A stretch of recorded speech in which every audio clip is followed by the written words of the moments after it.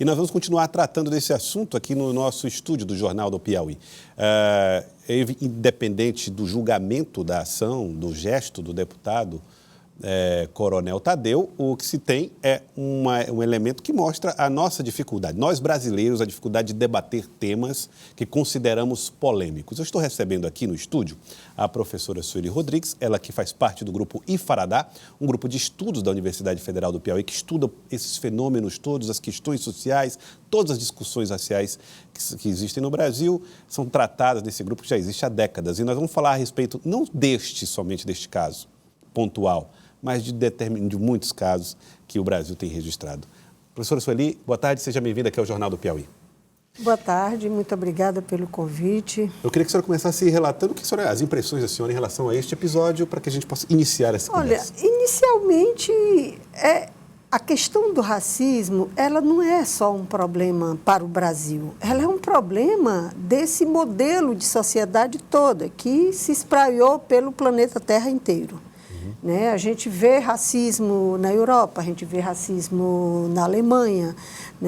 Uma mulher negra que nasceu na Alemanha, ela diz que a pergunta que ela mais responde é de que lugar da África que ela veio. E ela nasceu lá, na Europa. Então, e lá também, os piores postos de trabalho são ocupados também pelas pessoas não brancas. Essa realidade que vemos no Brasil se repete também em outros países. Ela se repete, porque, na verdade, a origem desse projeto, que foi o colonialismo, ele já começou com a racialização do mundo, definindo na condição de humano apenas aquelas pessoas que tinham consciência, na visão deles, que eles eram superior às outras vidas.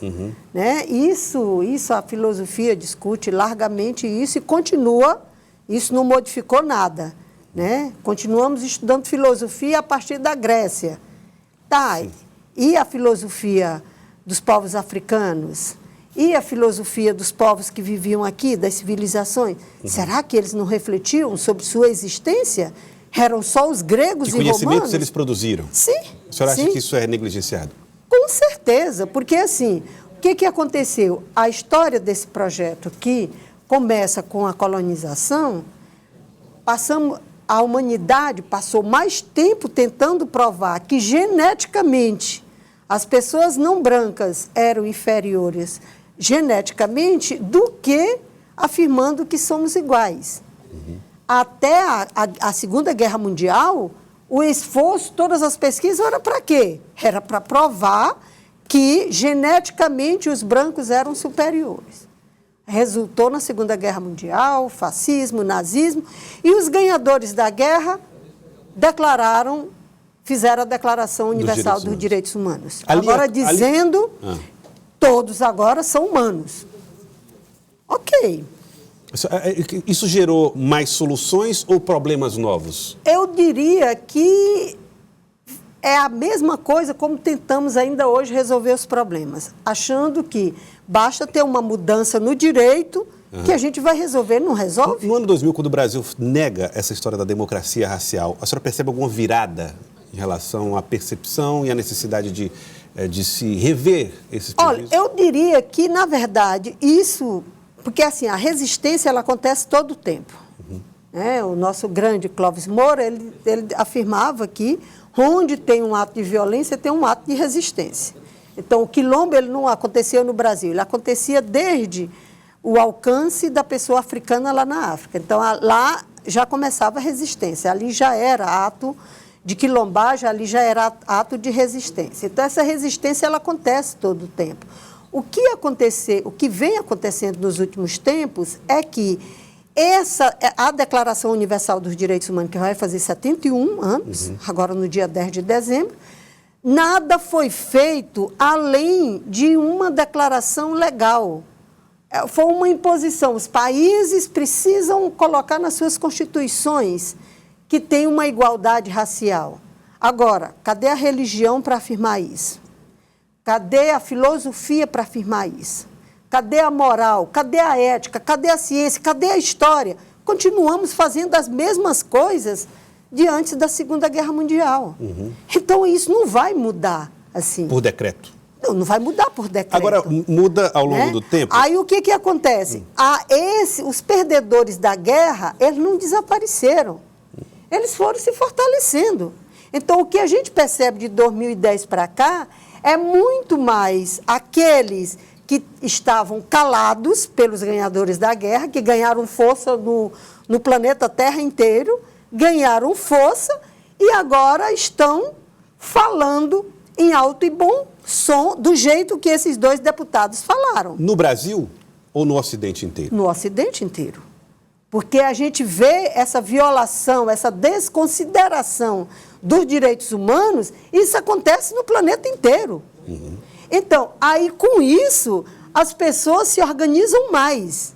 Porque havia um certo... Eles estavam quietos, eles não apresentavam a face nazista, fascista deles, eles não apresentavam, não diziam publicamente o discurso que violava direitos humanos, eles estavam quietos. Então, as pessoas pretas e pardas, principalmente as pardas, não tinham nem tempo de se reconhecer que pertencia àquele grupo étnico-racial. O que precisa mudar nesse debate, nessa discussão, para que ela não seja uma discussão tão violenta, que as respostas que venham não sejam tão fortes? A universidade precisa mudar.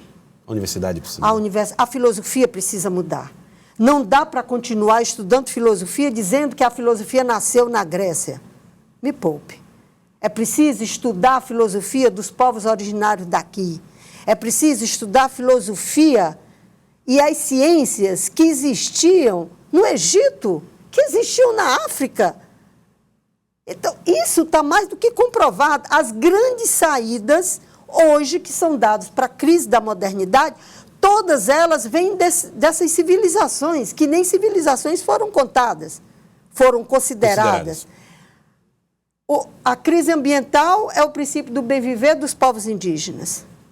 A crise do excesso de punitivismo, que esses dois deputados apresentam aí, são os porta-vozes disso, e todo mundo sabe que botar todo mundo na cadeia não vai resolver, até mesmo porque a cadeia não ressocializa ninguém. Aí apresenta a justiça restaurativa. De onde é que vem justiça restaurativa? Da África? Daqueles povos. Como eles resolviam os conflitos? Os conflitos no direito... A família não consegue ser família. Aí virou uma moda constelação familiar. De onde é que vem constelação familiar? Da África. Então, é preciso que se reconheça que houve um erro grave ao considerar que a filosofia nasce na Grécia. Isso é o maior absurdo. Então, precisa mudar a filosofia, precisa mudar a história.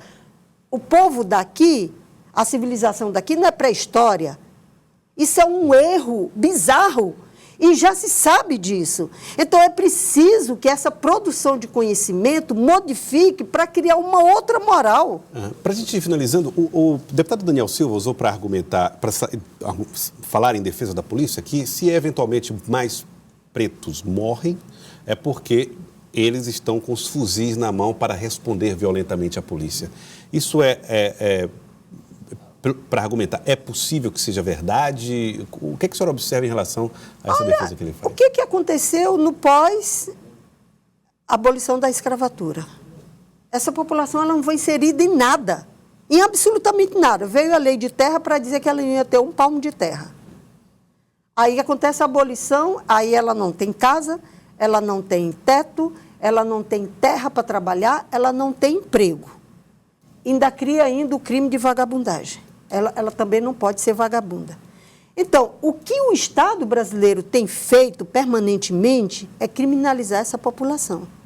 Essa população não tem saída.